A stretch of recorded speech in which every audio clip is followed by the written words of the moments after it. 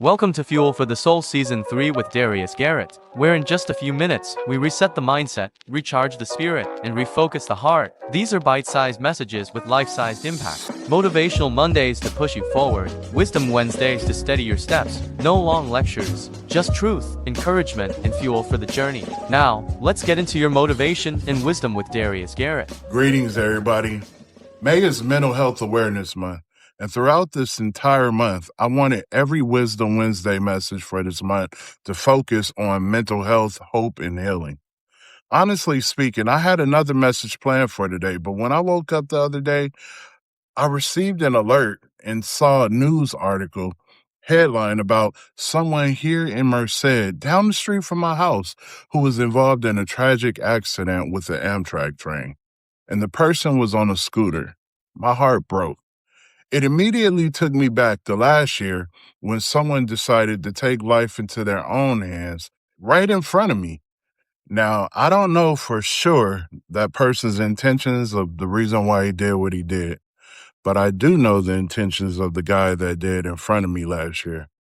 And what I do know is this: for every person who reaches a breaking point, there are thousands of other people that are suffering in silence, silently fighting emotional battles every single day.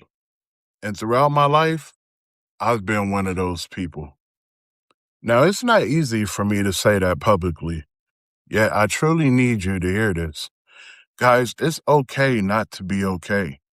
But when those thoughts begin creeping into your mind, it's important to simply reach out for help. I know it's hard because I've been there. I've dealt with those dark and evil thoughts. I remember back in 2014, I had been recently married for 3 years before then, with 3 daughters and a newborn baby, simply depending on me along with my wife, and we lost everything. We were homeless, then sleeping in our car with the kids, then stayed in a motel, not knowing where our next meal was coming from or even where we would sleep next. My back was completely against the wall. My thoughts traveled a million miles a minute, constantly wondering, how am I going to make a way? I felt like I wasn't a good husband or father, or even more, I felt less of a man. To me, my worth had no value. I felt like a waste of skin, and mentally, I was broken. My mother had just passed away 4 years before that. So the woman that I would call for advice or even begin to depend on or seek refuge in was no longer available to me. I truly felt like I failed my family and myself. I convinced myself that everybody would somehow be better off without me because I could no longer provide the way I believed a man should be able to provide for his family. But before I made a terrible decision, I believe God intervened, not with some loud, dramatic, speaking from a burning bush moment, but just a small, still voice that said, go to the hospital and tell them the truth.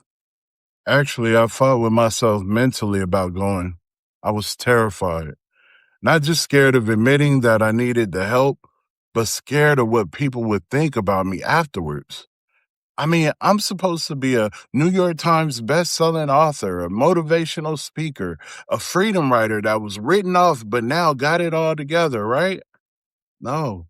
I was afraid the doctors at the hospital would immediately whisk me away and put me on a 72-hour hold in a straitjacket and throw me into a mental hospital.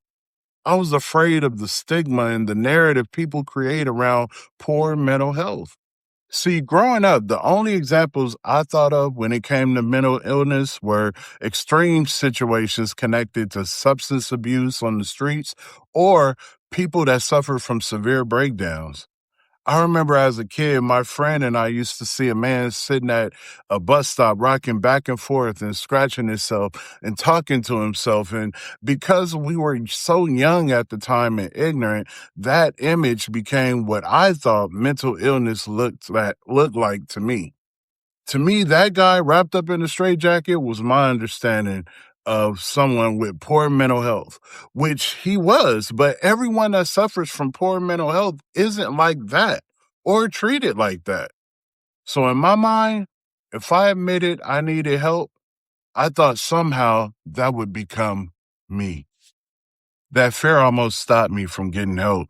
That fear almost took me out of here. By the grace of God, I still went to the hospital. When I got there, a psychiatrist came in and introduced herself. She sat down and started talking to me. I answered her questions honestly, even though I was scared to death. At one point, she told me, Mr. Garrett, based on what you're telling me, I believe we may need to place you on a 72-hour hold for further evaluation. Hearing those words terrified me. My heart dropped to my feet. I was right.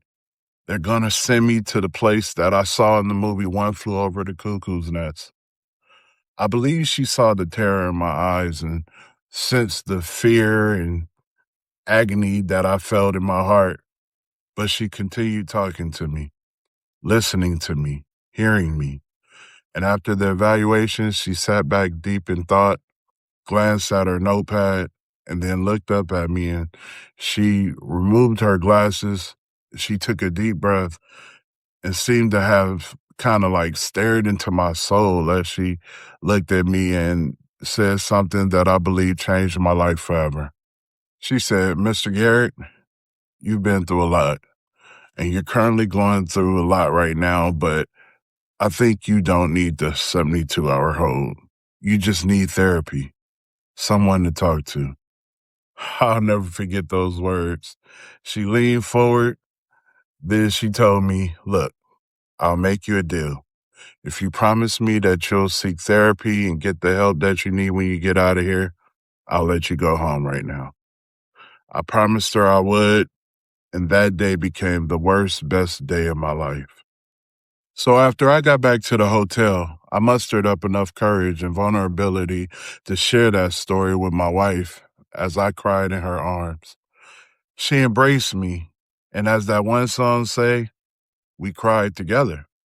She said that she knew I was tired, and she told me that she had feeling that something had happened and was terribly wrong.